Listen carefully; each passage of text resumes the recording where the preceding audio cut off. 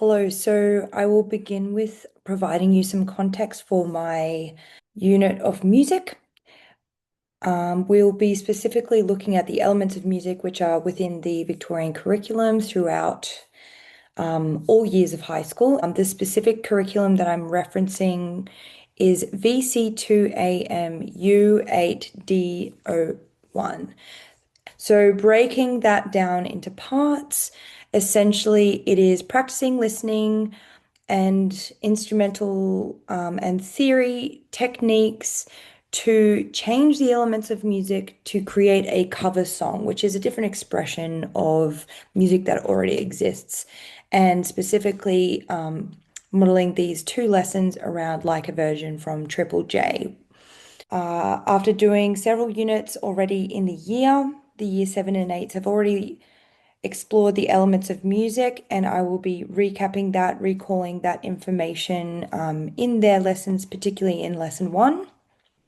I'll also be providing scaffolding of the elements of music. Each lesson I've planned to be 60 minutes, and I will now take you through my lesson one.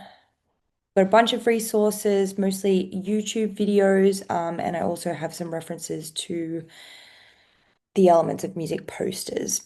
I've modeled this lesson with the Aero Explicit Instructions paper, um, with me modeling the first activity, us doing a group activity, and then moving it on individually if we have time, or that can be a bonus extension for those students that want to extend themselves. So we'll have clear step opportunities to assess their understanding throughout the lesson. We will begin with the hook, which is who here listens to radio? And I will ask if anyone knows what like a version is, and if they have something to contribute, that would be great. Really, this is diagnostic assessment, seeing where their understanding is with cover songs to begin with. Then we'll go into what a cover song is, and that will bring us to today's activity. So we'll write down our learning intention and success criteria. So in this beginning of the lesson, I will do a little bit of a recall on what the elements of music are. And I will have a slide to my PowerPoint with little hints like first letter P. Okay, what element of music can we guess that starts with a P? It is, oh, cheat sheet, look over there on that poster. It's pitch. Excellent. Okay, who can describe to me what pitch is? So recalling this, hopefully really working their memory. And so going into the developmental stage of lesson one, I will go into modeling. So I am going to play on the television at the front of the room. I will listen to It's Raining Men by the Weather Girls, and I will think out loud while we're listening to the song about the elements of music and what I can hear. I can hear that there are electronic instruments. So really going through my thought process, and if any students want to contribute, they can. And then I will play the Like a Version cover by the band Play Lunch. And I'll be asking questions to myself and perhaps the class saying, okay, so how are these instruments different? And so, really going through that thought process, what elements of music can I hear and what are different from the first one?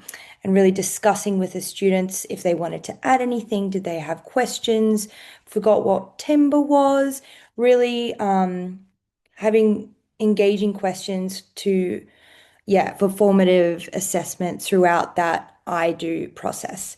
Then we will move on to the we do activity, which is where I will play this song Hide and Seek, both the original and the Leica version. And I will get students to put their hands up or call out examples of what they can hear and essentially repeat the same process that I just modeled. After doing the we do and a quick discussion, we will move on to the you do section. So, really modeling this in steps and digestible chunks, hopefully, referring to that Aero report again.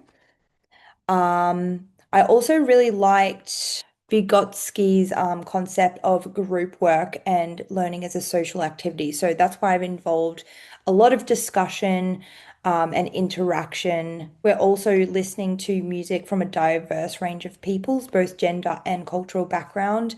I think is very important to create a safe learning environment where it reflects the society that we live in, and provide disposable earplugs for students who might be sensitive to loud noises. So going on to the independent practice of the lesson, I will get the students to look up on their laptops with headphones to the Triple J website, and I'll give them 1 minute to choose a song, and I'll get them to take notes independently or in pairs if they feel more comfortable. Independently, perhaps can challenge those students who are a little bit more comfortable with music and theory. I'll be circulating the room, making sure people are engaging in the activity. If anyone's stuck, I can help unstick them. I'll provide scaffolding, such as cheat sheets for the elements of music, and then referring to my notes on the board so that they know what kind of things I was listening for. As for the closure of the lesson, to have a definitive end, I'd like to share our findings with the class, whether that be pairing and sharing, or just as a group class discussion, giving feedback. Oh, that's a really interesting take. I wouldn't have thought about that one before. Giving them some reassurance and encouragement. And then also flipping back to the learning intention and success criteria and getting a fist of fives for how they felt in each area of the success criteria, for example. So that'll be a bit of formative assessment for me moving forward if we need to spend more time on this topic, or if we can perhaps move on to lesson 2, which I will now share. Now that we have learned how to break down a cover song and analyze how they're created, we are going to brainstorm how to create our own like a version in groups. Vygotsky's sociocultural theory, I think group work is really important to share ideas and hopefully, just get the ball rolling. If students feel very confident, again, an extension is potentially they could work on their own mind map and work independently or in smaller groups. And if they're more advanced on their particular instrument, they might be able to cover songs that are more difficult. One of my sources, I've got a list of beginner, intermediate, advanced songs. So for those students, they can potentially look into those categories for something that's appropriate for their instrument level, abilities, capabilities. So that can, really provide, choice for the students, but also something that's at their level and achievable for them. The introduction, hopefully creating your own like a version will be exciting enough. What is like a version? What is a cover song? What elements of music changed? What stayed the same from last week? What things did you like in particular? Maybe that's something you can incorporate for your own cover. And then I'll get them to write down their learning intentions and success criteria. So we're really linking that knowledge throughout the lesson. I'm just taking formative assessment throughout this time, looking at the students that are engaging in the discussion of the recap. So I will model how I have created my own mind map. So really talking through my process when I'm going through, and having a step-by-step method. So really looking at, okay, what song? Number one, pick a song as a group. All right, we've got a few minutes for that.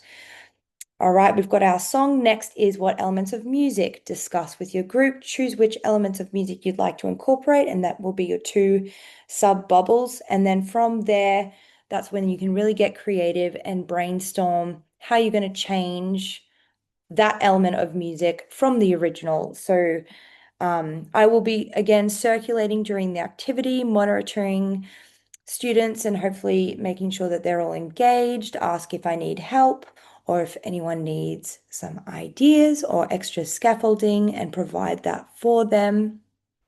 So that summative assessment will be the presentation of their students' mind map. So that is essentially my overview of the 2 lessons. Lots of opportunities to assess. creating a safe, supportive learning environment by asking questions and engaging with the students and creating a good culture within the classroom, making sure we are addressing musicians and artists from many backgrounds, different countries, and also of a varying gender. I think that's really important for feeling included within the classroom environment. I also believe that I've included enough differentiation so that we are targeting students that are perhaps beginner, intermediate, and advanced. So hopefully this is all round good for the whole class.